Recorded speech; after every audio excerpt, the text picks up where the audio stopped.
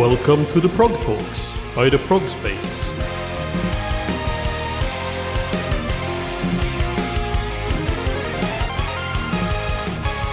Welcome to the Prog Talks, an interview series by the Progspace where we will be talking to musicians in all corners of the progressive music scene.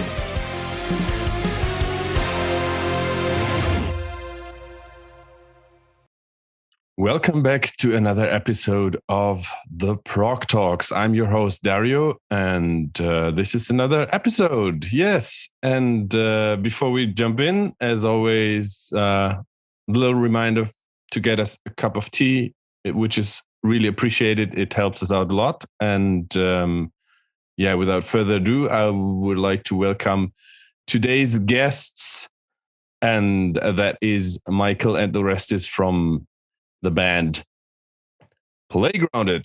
Welcome, guys. Hello. Thanks for having us. Hi, everyone. Hello. Hi, Dario. So, for anyone out there who's not familiar with Pelagic, you guys have been around for a couple of years, and your first release was Athens. Was it an EP or an album in 2014? What would you say? EP. Yeah, it was like 30 minutes long. That was your first studio recorded Sign of Life. And then 2017, there was the album In Time with Gravity. Full-length album, 60 minutes playtime. And yeah, it's been a couple of years since that. Like 5 years have gone by. And now it's time for another album. It's called The Death of Death. It's coming out on March 18th on Pelagic Records. So it's going to be your label debut on this cool label. And I had the pleasure of listening to it for a couple of weeks already. And I think it's safe to say that I'm properly mind blown by the sound and by the scope of the sound. It's absolutely amazing. So I'm really eager to hear from you guys. What have you been up to since In Time of Gravity and like leading up to the new release and to the new album, how it came to be? That's a good question. So I think I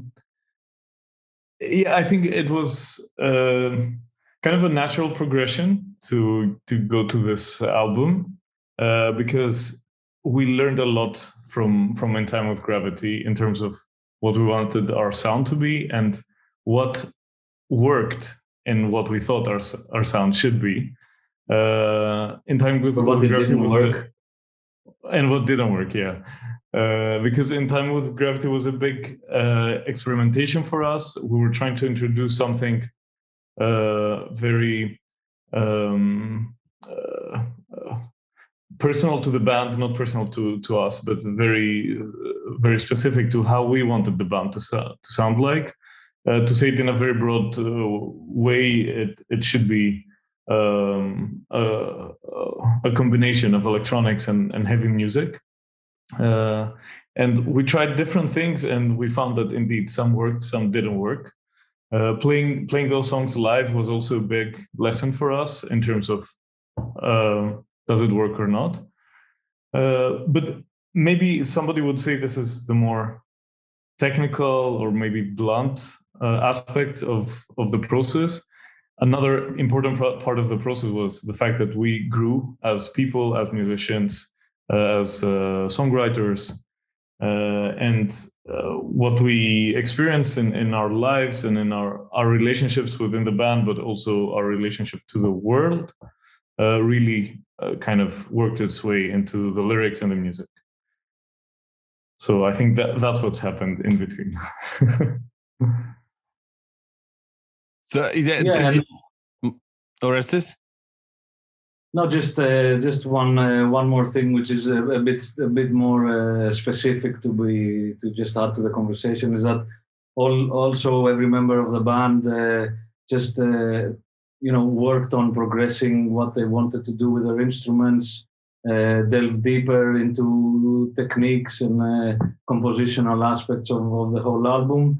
And I think I would agree with Mikey with the natural, as he said, that it came a bit more naturally. We just tried to follow a path that we felt a bit comfortable within Time with Gravity, and reestablish the communication between us to see where it takes us, and also being very, very specific in details during the process, like how much time are we going to spend pre-recording or composing or pre-producing the album, and even producing the album, which was it's an amazing experience within Time with Gravity that we went to Norway, and we were for almost 3 weeks with Christer, overwhelmed with this whole new world that was unfolding in front of us. But now we just sort of like took a small step down to just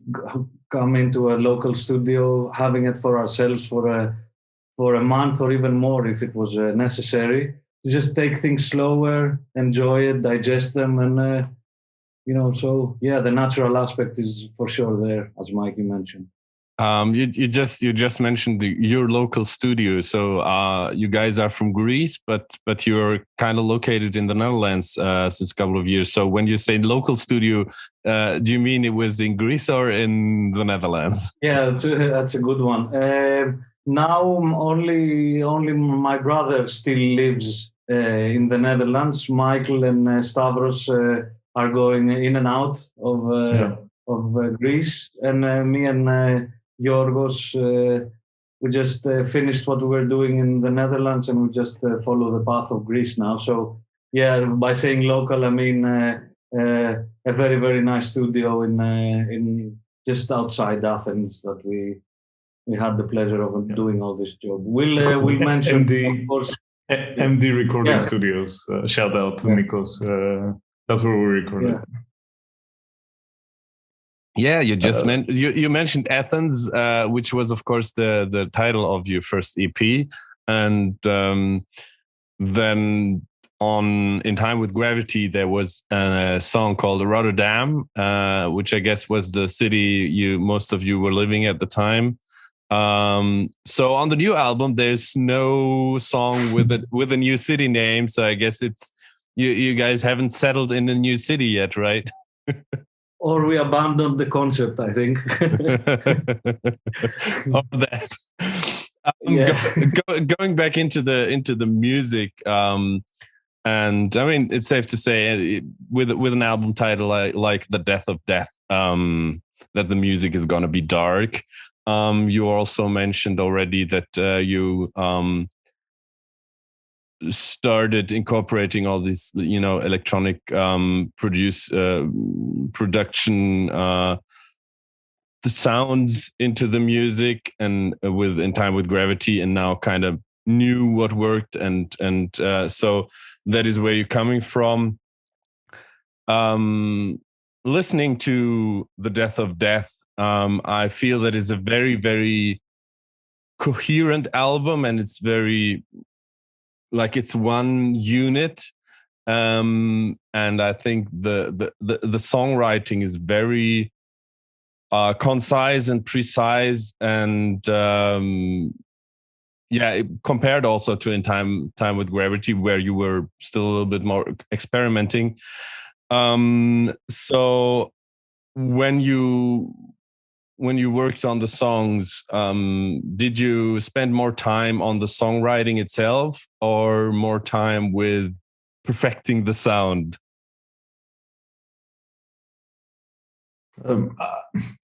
I think there's not one thing that was done differently. I think that what Orestis said before, this attention to detail on every one aspect of getting an album from zero to release. I think we were much more mature in what we were looking for. Our roles within the band became much clearer. Not all of us were always trying to force our opinion on every subject on the table, and I think this kind of helped. So I think it was really every step of the process that was different, more conscious, and more. We think it was more well crafted. I think the result also shows that that. Thanks for saying that, and it was. Thanks for also saying that it feels like a concise album, because indeed one of our goals was to really come up with a final product not as a commodity, but more like a final product of work that made sense as a whole. And also, again, I would. Sorry, I'm sorry about that. I still have some lagging, so if I interfere, it's. I sometimes do it. I'm not that good, but for now, I'll try. But it also, it's not only a stance about saying from the beginning that you want something coherent. Is as I said before, elements that we felt comfortable.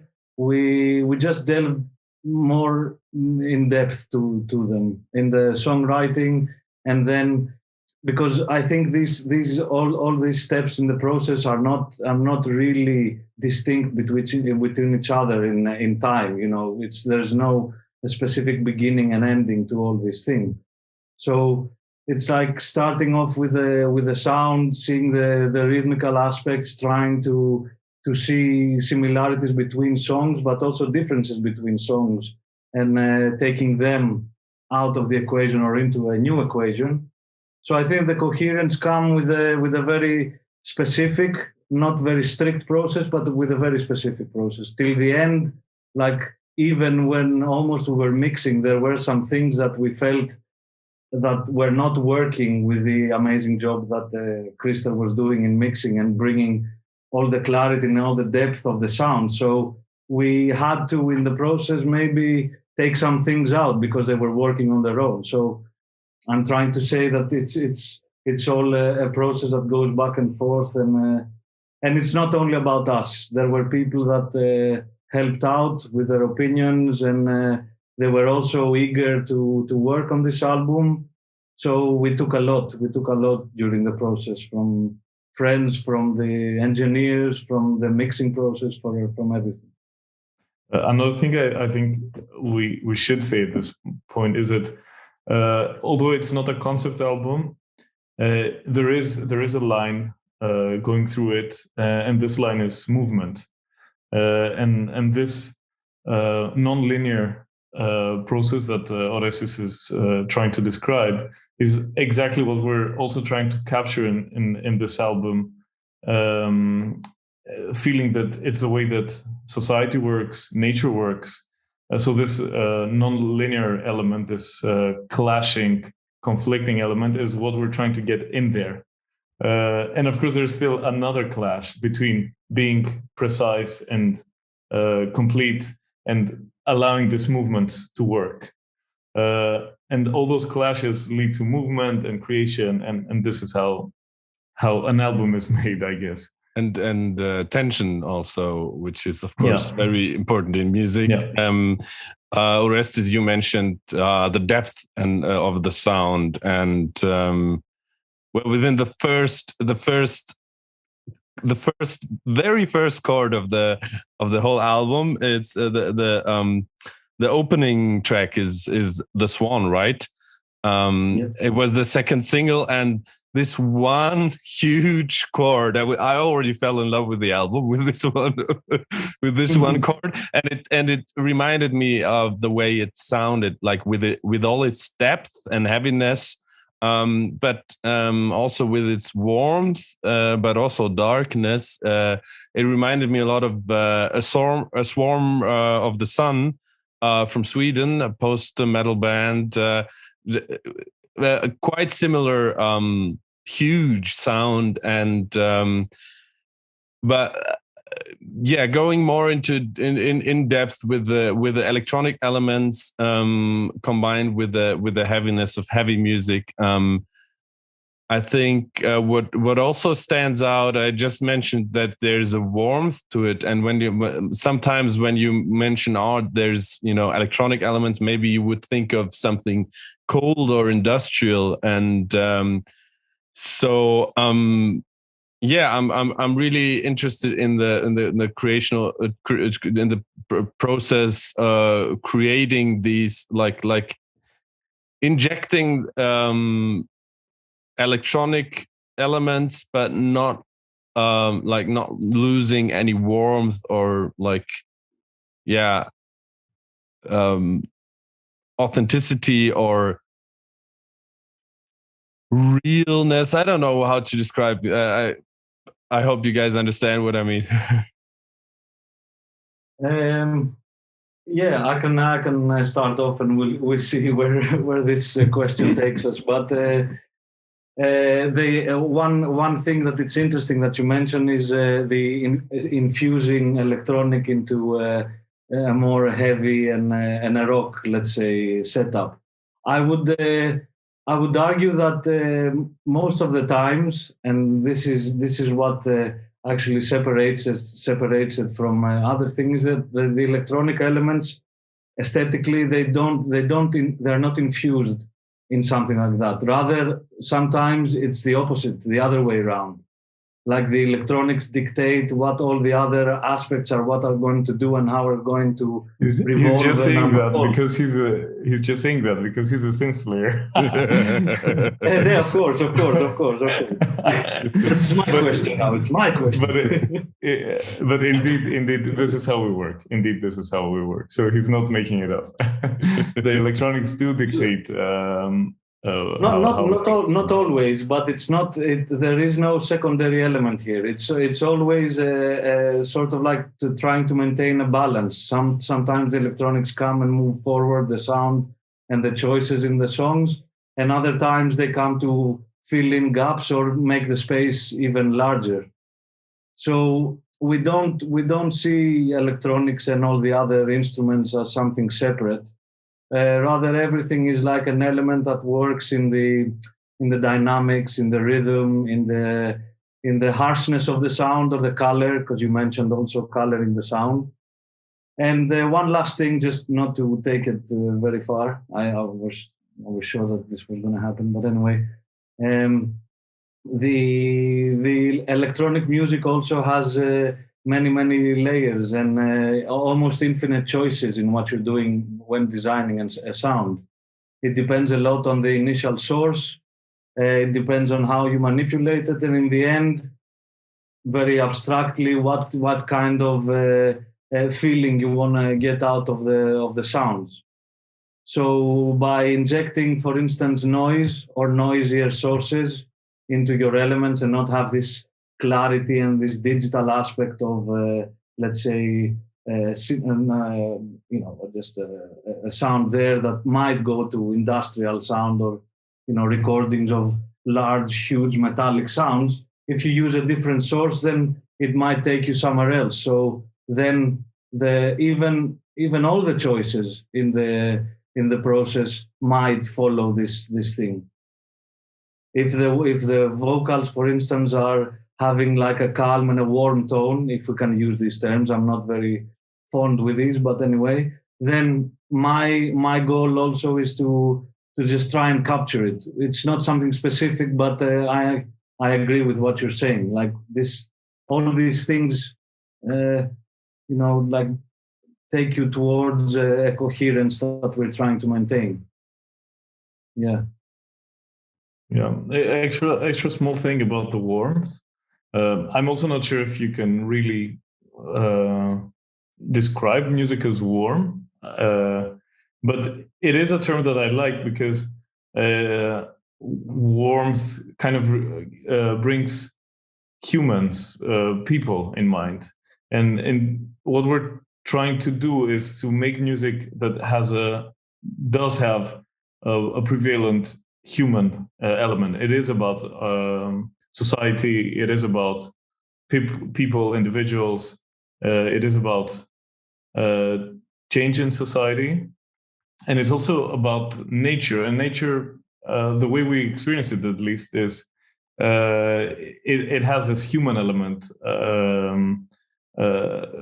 Well, it doesn't always have it, but the way we experience it and the way we relate to it has this maybe warmth or this element of I would use the word intimacy. Let's just go there.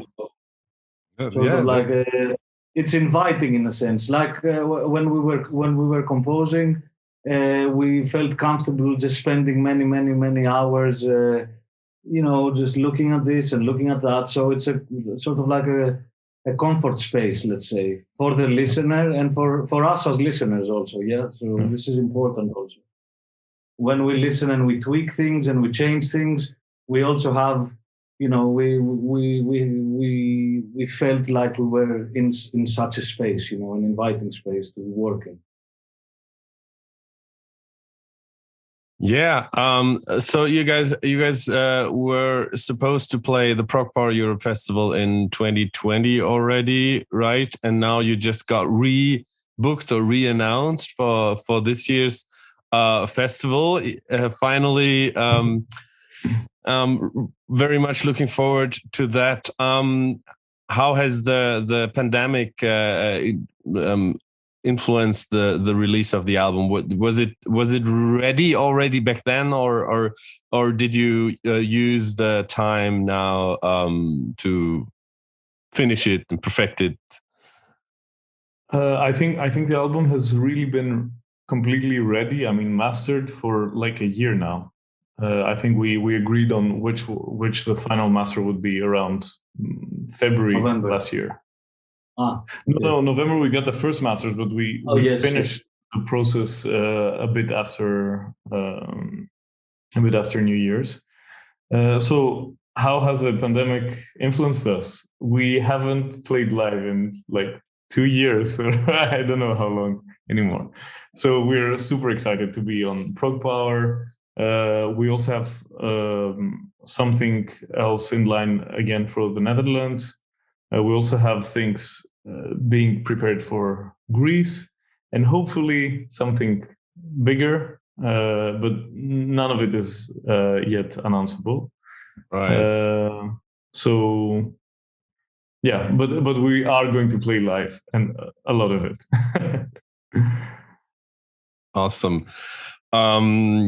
Yeah.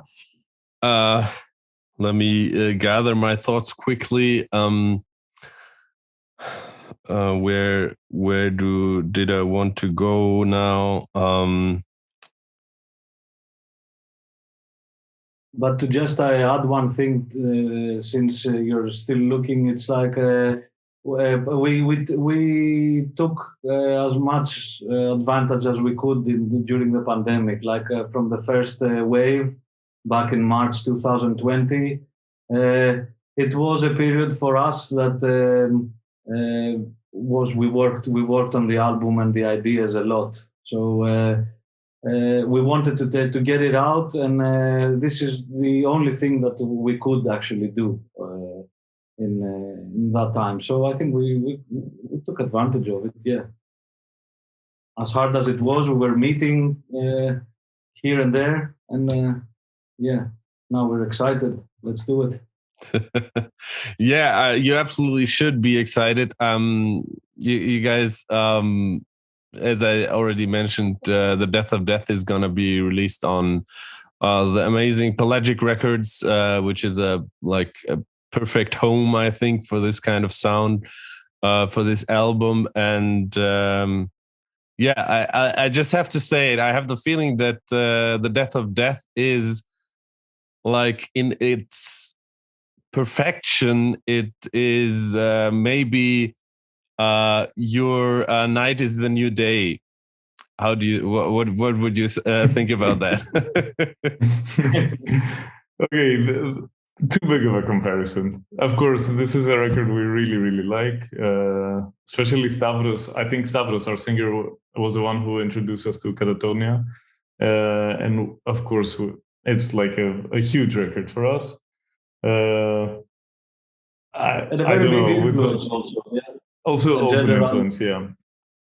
I don't know what, like, for me those records are like, perfect, they're there, we don't touch them. Let's talk about what we do now. Yeah. I think what I wanted to say with that I do believe that it has a massive potential to open doors for bigger stuff for you, as you just said, that you are working behind the scenes on like, of course, also on the live front. That there might be some announcements soon, and I think that's the perfect album for it. Glad to hear that. We also think it's our best album. I think I can say that. We also think we've done as good a job as we could have on this one, and there's still a lot of room to improve that we can already see. But we are generally happy with the album. Like we all like it, and we believe in it. Wonderful, and as I said, you absolutely should. Apart from live stuff, what are the next steps for Playgrounded? Actually, we've been working real hard to get 2 video clips out. We just released video clip number 2, Tomorrow's Rainbow. Not yesterday, 2 days ago, on Tuesday. So we were very, very busy with that.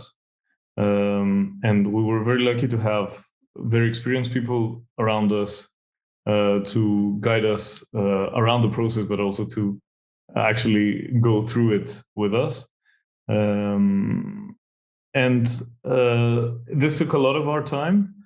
So now we're focusing on really making a live production that is worthy of how we see the album.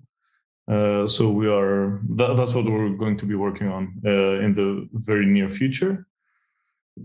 Actually, we hope that we don't have to think so much for a while, and that we do have a lot of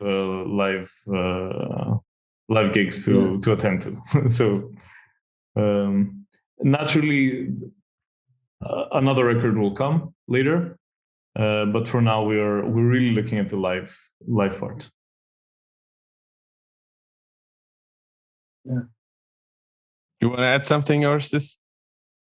No, I'm just adding all the time. Now, no, I don't have anything to add.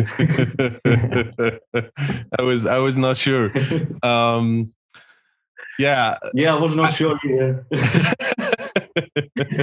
I think it is gonna be a hard one to top for sure.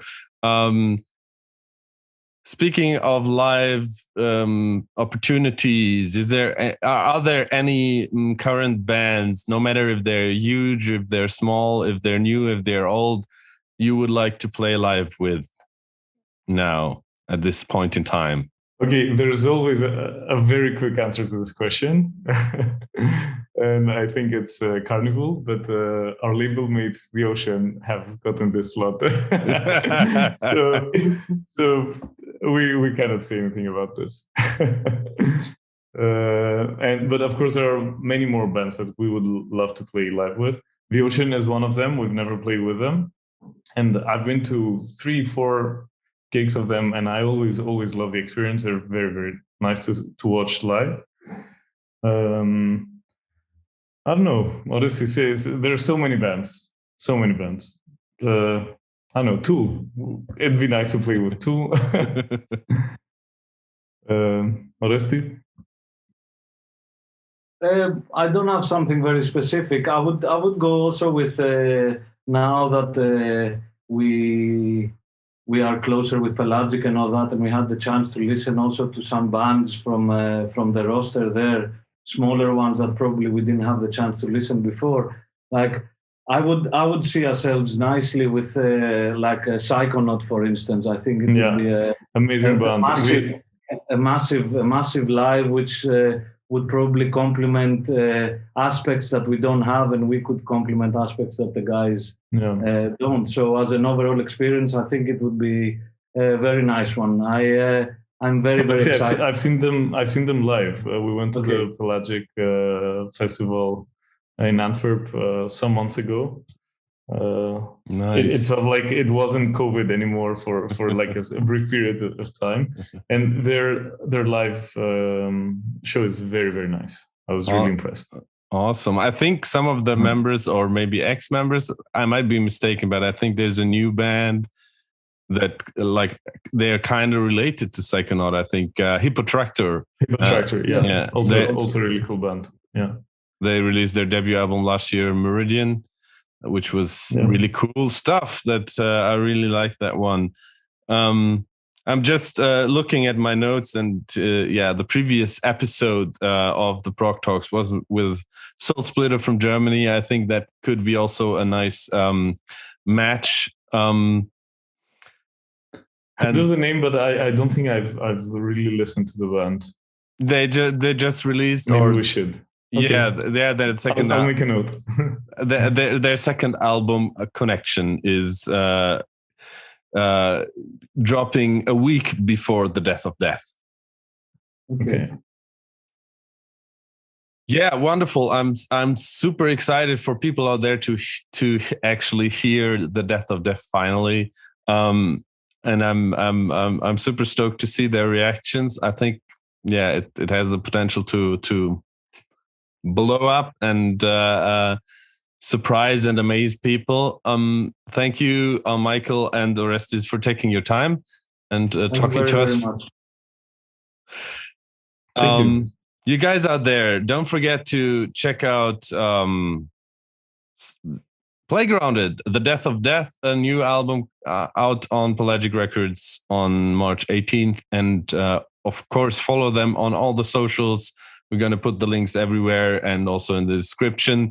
Same as our own links from the Progspace, and also the link for the cup of tea or coffee, which is very much appreciated. Like, follow, subscribe. You know the drill. Thanks for listening. Thanks for tuning in. Until the next time, stay safe and keep spreading that prog love. The Prog Talks, produced by the Progspace. Main host, Rune Belsvik Reinås. Produced by Rune Belsvik Reinås, Vanessa and Matthias Kirsch. All graphics and animations by Vanessa Kirsch. Intro theme by Giuseppe Negri. Outro theme by Zach Munowitz. This was the Prog Talks by the Progspace. See you in a week.